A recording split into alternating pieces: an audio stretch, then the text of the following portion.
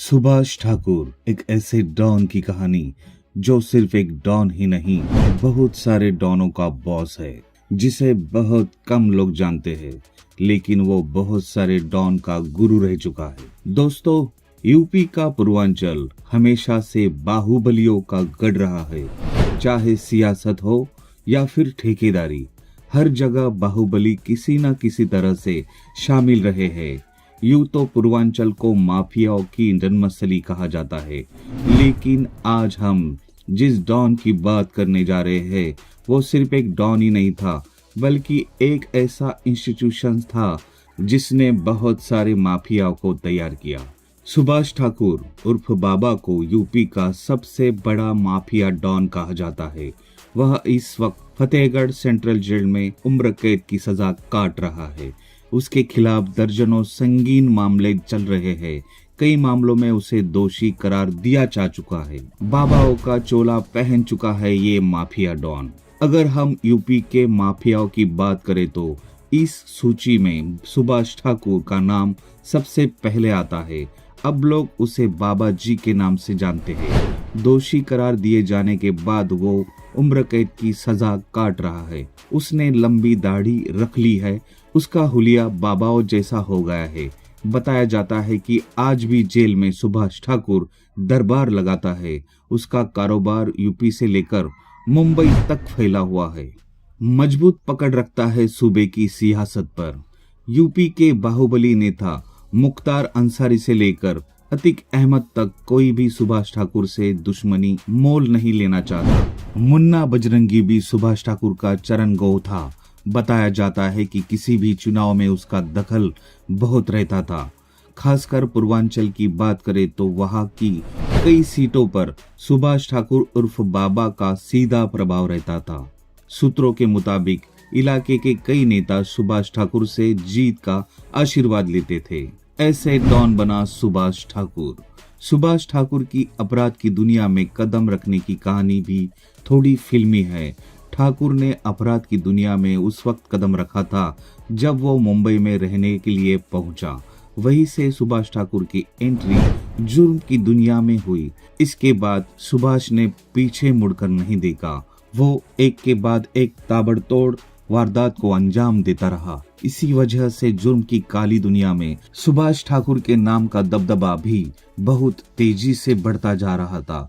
अब मुंबई में भी लोग सुभाष ठाकुर के नाम से कांपने लगे थे। वो बिल्डरों और बड़े कारोबारियों पर शिकंजा कसता जा रहा था। शिष्य के रूप में आया था दाऊद। यही वो वक्त था जब मुंबई पुलिस के एक कांस्टेबल का बेटा दाऊद इब्राहिम अपराध जगत में कदम रखता है।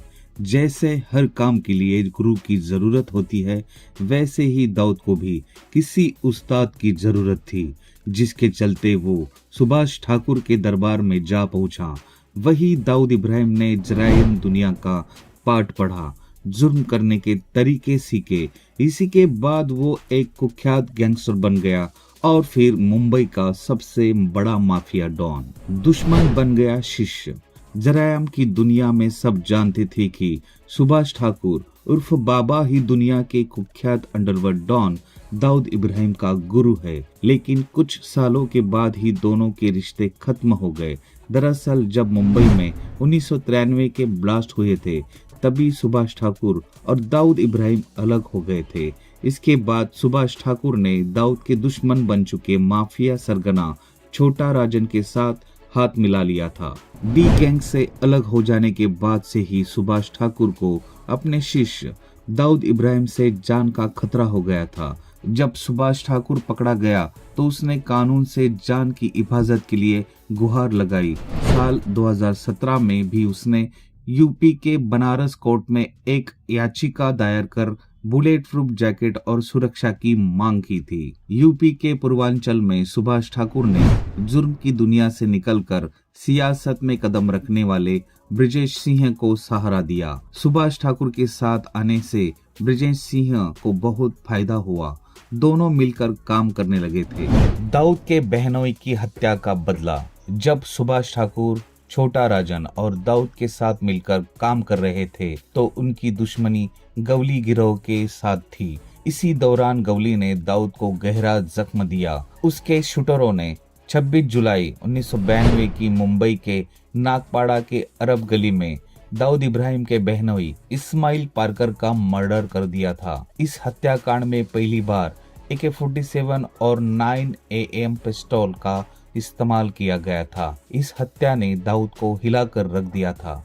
इस कत्ल का बदला लेने के लिए दाऊद ने सुभाष ठाकुर और छोटा राजन को लगाया था। इन दोनों की टीम ने 12 सितंबर 1992 को मुंबई के JJ अस्पताल में गवली के शूटर शैलेश की हत्या कर दी थी।